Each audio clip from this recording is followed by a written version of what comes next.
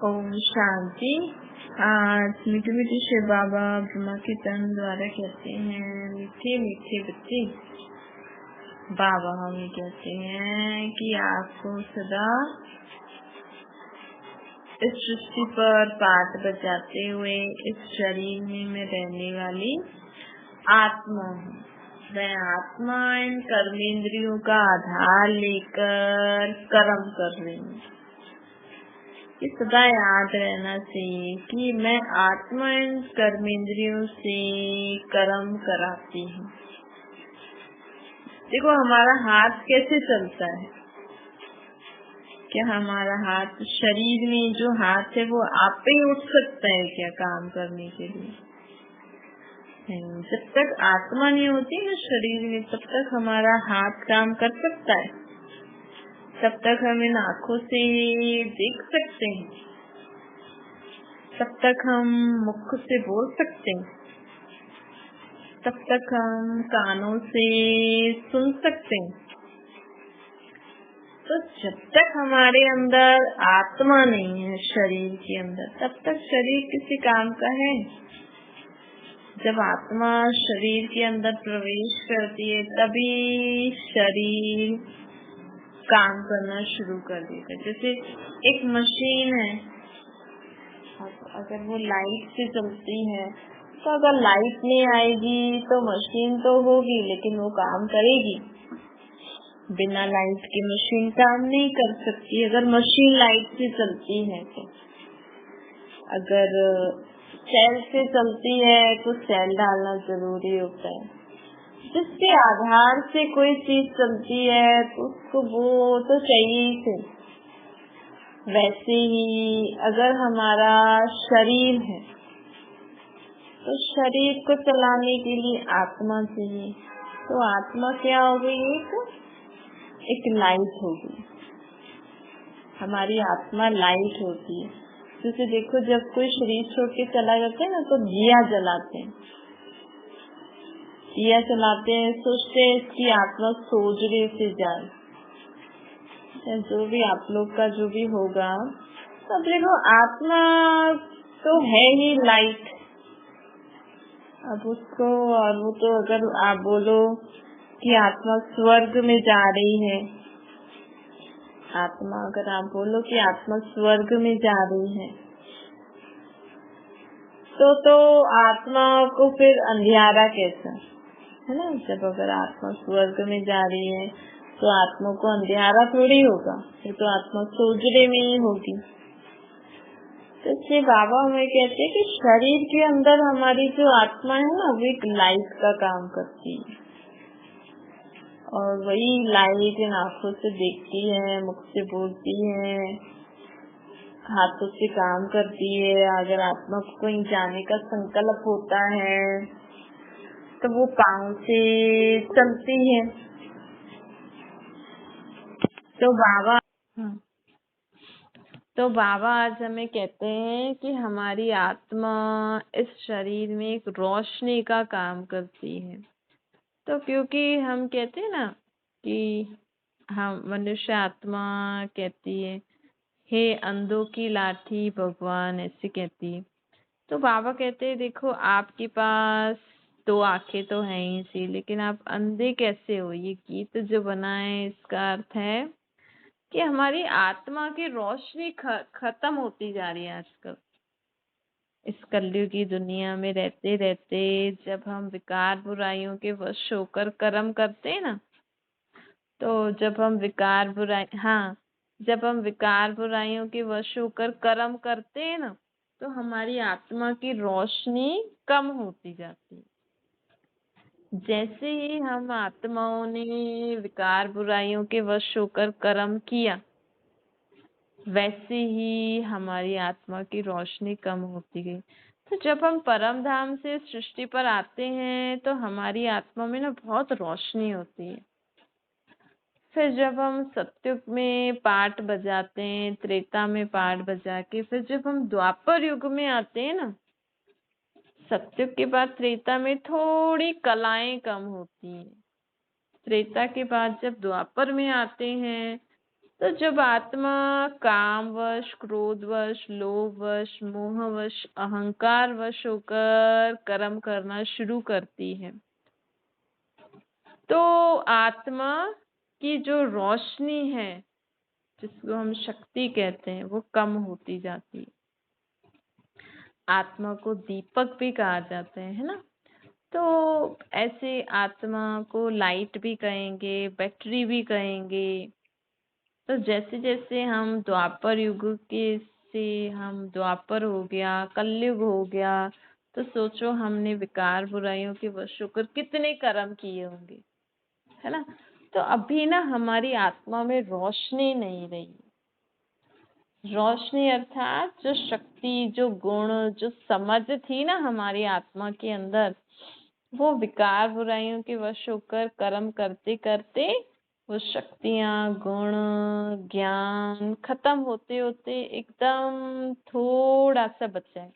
जैसे चंद्रमा की लीक बचती है, पूर्णिमा के दिन चंद्रमा कितना पूरा होता है, अच्छा लगता है। वैसे जब पूरा महीना खत्म होने को आता है तो लीक बचती है, पूरा खत्म नहीं होता है, थोड़ी लीक बचती है। ऐसे ही हमारी आत्मा में भी ना थोड़ी सी रोशनी है बस। इसीलिए तो हमें समझ में नहीं आता कि इस बात में हम क्या करें। फिर एक दूसरे से राय लेते हैं। हम इतनी जगह भगवान को पूजते हैं, इतना व्रत जप तीर्थ करते हैं, इतने पंडित पुजारियों से पूछते हैं, रिश्तेदारों से पूछते हैं, कुछ भी कर्म करना होता है जीवन में। क्यों? क्योंकि हमारी आत्मा में समझ नहीं रही है, हमारी आत्मा में शक्ति नहीं है। इसीलिए हम भगवान को घड़ी घड़ी याद करके बोलते हैं, हमें शक्ति दो, मुझ निर्गुण हारे में कोई गुण नहीं। क्योंकि हमारी आत्मा में जो ज्ञान गुण शक्तियों की रोशनी थी वो खत्म हो गई है, थोड़ी सी बची है ना। तो अब परमात्मा हमें क्या कहते हैं कि अब हमारी आत्मा में वापस रोशनी कैसे है। अब हमारी आत्मा में तो गुण भी नहीं है, शक्ति भी नहीं है, समझ भी नहीं है। इसलिए हम अलग अलग नाम रूप से भगवान को याद करते हैं। तो परमात्मा हमें कहते हैं अब आप खुद को पहले जानो कि किसमें नहीं है, आत्मा में नहीं है ना। तो आत्मा में नहीं है और आत्मा में ही रोशनी अर्थात ज्ञान गुण शक्तियां भरना है। तो पहले तो हमें खुद को पहचानना पड़ेगा कि मैं कौन हूँ। मैं आत्मा हूँ जो इस शरीर में बैठकर इस शरीर से काम करा रही हूँ। अब मुझ आत्मा में गुण शक्तियां ज्ञान नहीं है, तो मुझ आत्मा में ज्ञान गुण शक्तियों की रोशनी कौन भर सकता है? परम पिता परमात्मा। तो जब मैं अपने को आत्मा समझ के परमात्मा को याद करूं और याद करूंगी और संकल्प करूंगी कि मैं परमात्मा की शक्तिशाली, ज्ञानवान, गुणवान आत्मा हूँ, तो हम आत्माओं में वो ज्ञान गुण शक्तियां भरते जाते हैं। ये संकल्प करना, उनको याद करना, अपने आप को भरपूर करना। जितना मैं आत्मा अपने बाप की संतान स्वयं को समझूंगी। क्योंकि अगर आप भगवान के भगत समझोगे ना अपने आप को, तो आपको इतनी प्राप्ति नहीं हो सकती।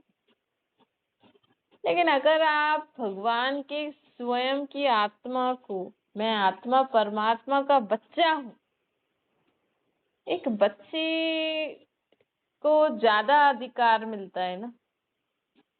अब समझो किसी के घर में काम करने वाले कुछ लोग हों और उसी इंसान के बच्चे भी हों, तो वो अपने बच्चे को ज्यादा वर्षा देगा या काम करने वालों को? तो या कोई उनसे मांगने आएगा तो देंगे। कोई जाते हैं ना, अगर किसी के बड़े संबंधी होते हैं पैसे वाले, तो उनसे मदद मांगी जाती है।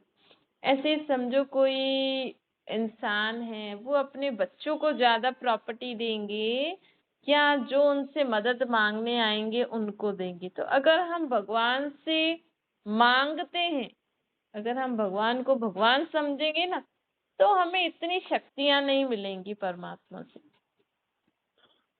फिर उतनी ही मिलेंगी जितनी आप मांग कर ले सकते हो। और अगर आप करोगे, संकल्प करोगे कि नहीं मैं तो परमात्मा का बच्चा हूँ, मैं परमात्मा का बच्चा हूँ, और उनको बाप के संबंध में याद करके उनसे बातें करोगे, उनके बारे में जानोगे, उनके कार्य में मददगार बनोगी। परमात्मा का कार्य क्या होता है? भगवान का कार्य क्या है? इस सृष्टि को सुखी बनाना, हर मनुष्य आत्मा को सुख देना, हर मनुष्य आत्मा को शांति देना, हर मनुष्य आत्मा को सही राह दिखाना, सबके लिए अच्छा सोचना, सबके लिए अच्छा बोलना, कर्म करना।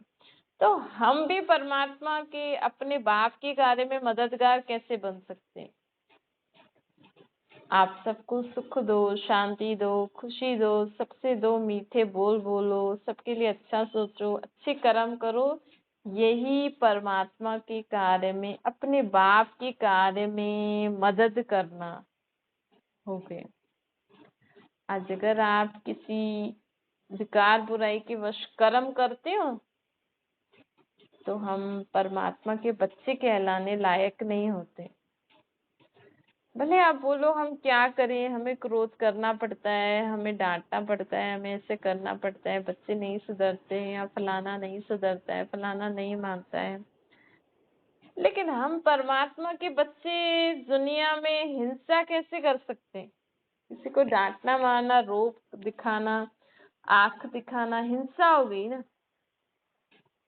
तो हम परमात्मा के बच्चे हिंसा कर सकते हैं, चाहे आप बोलो ये मेरे बच्चे हैं, लेकिन परमात्मा तो कहते हैं नहीं ये तो मेरे बच्चे हैं। ये आपके बच्चे कहाँ से आ गए? नहीं, आप भी कहते हो कि सब भगवान के ही बच्चे हैं, सब भगवान ने ही दिया है। फिर आप अपना समझ के उनको कैसे उनको डांट मार सकते हो, आंख दिखा सकते हो? आप एक अपने आप से प्रतिज्ञा कर लो कि मुझे तो प्यार से ही सबसे काम लेना है, मुझे कभी भी विकार बुराई का सहारा लेके कोई कर्म नहीं करना है। तो आपका स्वयं परमात्मा मददगार बन जाएगा। क्योंकि जो अपने बाप के कहने पे चलता है ना, तो बाप उस बच्चे की रिस्पॉन्सिबिलिटी ले लेता है। और अगर हम अपनी मन मर्जी से चलेंगे, अपने हिसाब से चलेंगे, तो बाबा कहेंगे चलो ठीक है, आप रावण की अर्थात विकार पुरोहियों का यूज कर ही रहे हो तो कर लो, फिर मेरे को क्यों याद कर रहे हो? समझो, हमें तो बाबा कहते हैं सबको प्यार से समझाओ। आप बोलो नहीं बाबा, बच्चे तो मानते नहीं है, उनको ऐसे करना पड़ता है, करना पड़ता है। तो सोचो, आप रावण की प्रॉपर्टी को भी यूज कर रहे हो और फिर बाबा को भी बोल रहे हो। तो अगर आपकी बाबा भी बात माने, आपकी मदद करें, तो लोग सोचेंगे ना भाई देखो ये क्रोध करते हैं, ऐसे डांटते मारते हैं, और भगवान भी इसकी मदद करते हैं। तो भगवान की ग्लानि हो जाएगी कि भगवान भी कहते हैं क्रोध करो।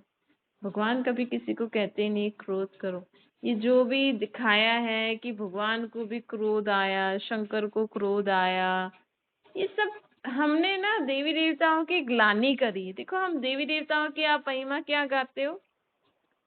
सर्व गुणों से संपन्न, 16 कलाओं से संपन्न, संपूर्ण निर्विकारी, संपूर्ण निर्विकारी, डबल अहिंसक। तो संपूर्ण निर्विकारी मतलब काम, क्रोध, लोभ, मोह, अहंकार होता ही।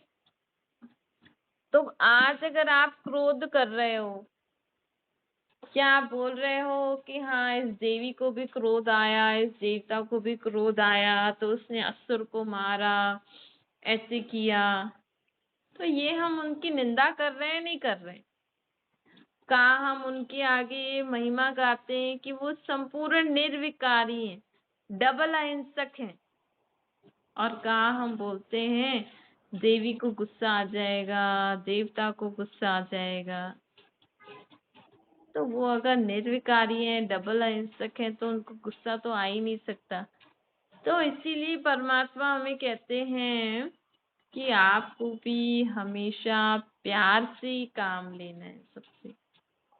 कभी भी किसी भी परिस्थिति में, किसी भी बात में हमें क्रोध या कोई भी विकार बुराई के वश होकर कर्म नहीं करना। ये अपने से जब हम प्रतिज्ञा कर लेते हैं ना, देखो प्रतिज्ञा बहुत काम काम हमें जीवन में बहुत आगे बढ़ाती है। आज अगर दुनिया में भी कई बार लोग प्रतिज्ञा करते हैं, हाँ हम आज से ये नहीं करेंगे, नहीं करेंगे, दृढ़ संकल्प करते हैं, भाई कल से तो मुझे सुबह जल्दी उठना ही है, कल से तो मुझे जल्दी ऐसे करना ही है। तो उनका ये दृढ़ संकल्प, उनका ये स्वयं से प्रतिज्ञा करना या औरों से कि कल से मुझे क्या करना है, तो वो मदद करती है, ये एक शक्ति प्रदान करती है हमारी आत्मा में।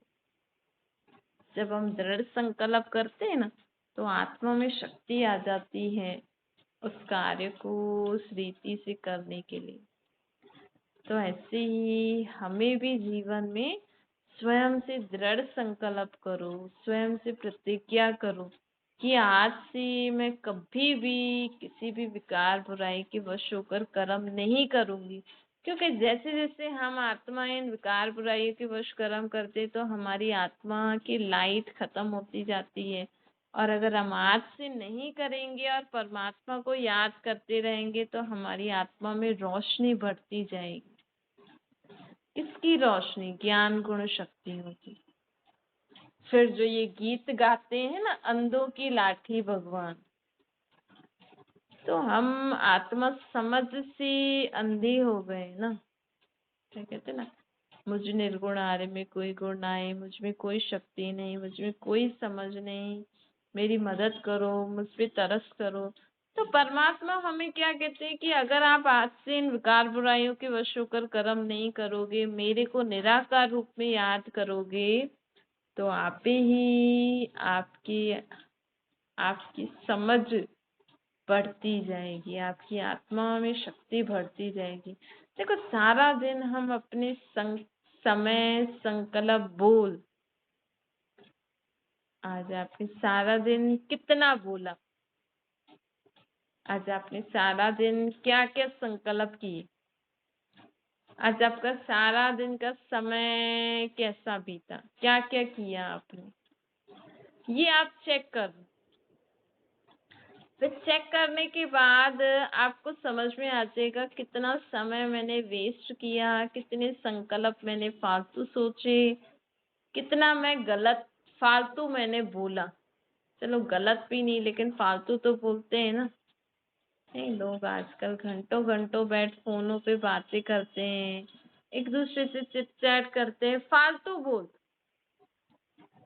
तो ये क्या होता है, हम तो सोचते हैं हाँ भाई वो आ गई थी तो हमने बात कर ली, इतना टाइम बीत गया, इतनी बातें कर लिए। लेकिन आप सोचो, आपने जो भी बोला वो काम का था, उससे आपका और हमारा फायदा हुआ, किसी का भी? तो अगर आपके बोल से किसी का भी फायदा नहीं हुआ, तो मतलब आपके बोल वेस्ट हो गए।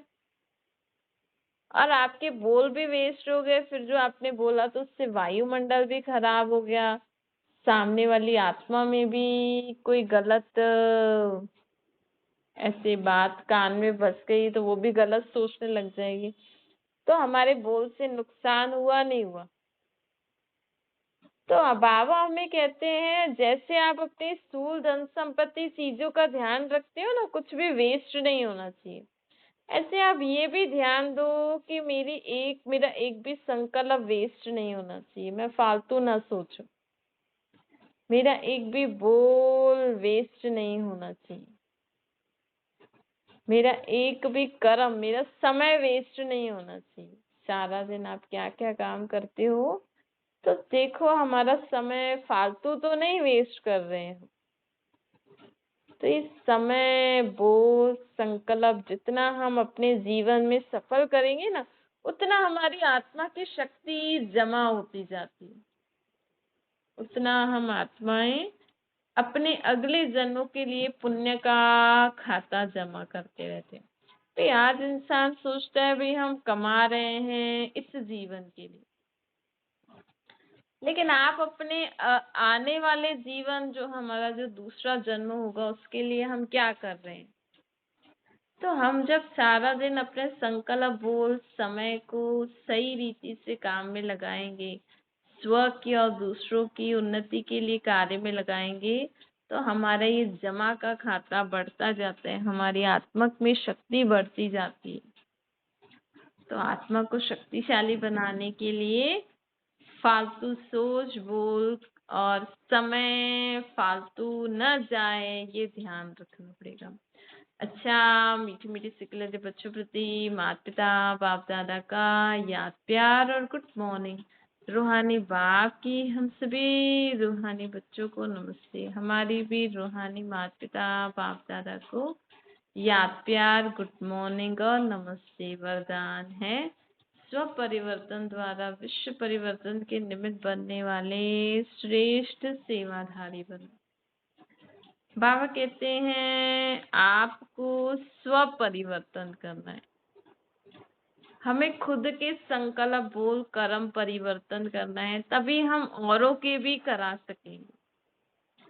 देखो, आज अगर हमारे अंदर कोई विकार बुराई है, समझो हम आत्माओं के अंदर रोने के संस्कार हैं, अगर आपको छोटी छोटी बात में रोना आ जाता है, फील हो जाती है वो बात, आपको अगर ईर्ष्या जिद या क्रोध आ जाता है छोटी छोटी बातों पे, तो अगर आपके सामने कोई और आत्मा भी ऐसी है, समझो आपको लगा कि मेरा बच्चा बहुत जिद करता है और आप सोचो नहीं, इसकी जिद तो मुझे खत्म करनी ही है, मैं इसको सुधार के ही रहूंगी, लेकिन आप में भी जिद करने के संस्कार है, तो आप उसको जिद करने के संस्कारों को खत्म नहीं कर सकते हो। लोग कहते हैं चलो हम तो जिद्दी हैं, हमारे बच्चे तो जिद्दी नहीं बने, ऐसा सोचते माँ बाप अक्सर करके ऐसा सोचते, चलो हम तो ऐसे हैं, हमारे बच्चे ऐसे नहीं बने।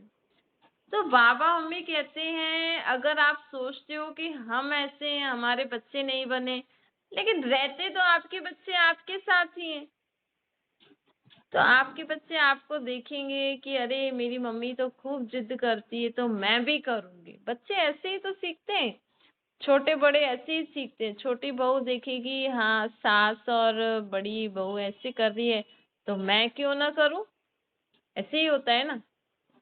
लोग आजकल एक दूसरे की कमियों से बहुत कुछ सीखते हैं, अरे वो देख वो ऐसे कर रही है, मैं क्यों ना करूं, मैं क्यों पीछे हट जाऊं।